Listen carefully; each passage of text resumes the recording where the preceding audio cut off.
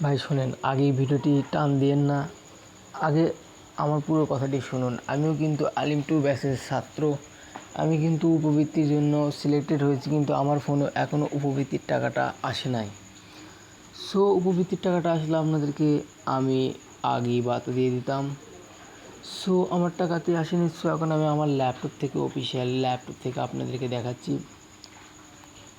আপনার এই প্রধানমন্ত্রী শিক্ষা ট্রান্সলেট ওয়েবসাইট থেকে আমরা জানতে পেরেছি। দেখেন, আমি কিন্তু আপনাকে দেখাচ্ছি একবারে তাদের অফিসিয়াল পোস্টটি।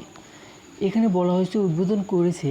উদ্বোধন করার পর কিন্তু পরপরই কিন্তু আপনি টাকা পাবেন না আপনার ফোনে, একটু সময় নেবে।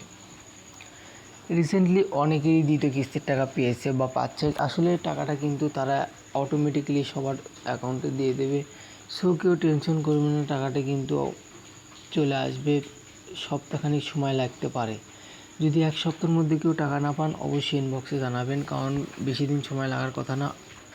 অলরেডি উদ্বোধন হয়ে গিয়েছে। আর আপনারা হয়তো টেনশন আছেন যে বিকাশে বা টাকা দেবে কি না। হ্যাঁ, বিকাশ, নগদ, শিওর ক্যাশ, এম ক্যাশ, সব ক্যাশে আপনারা কিন্তু টাকাটি পেয়ে যাবেন এবং ব্যাঙ্ক অ্যাকাউন্টের মাধ্যমে কিন্তু টাকা তারা দেবে।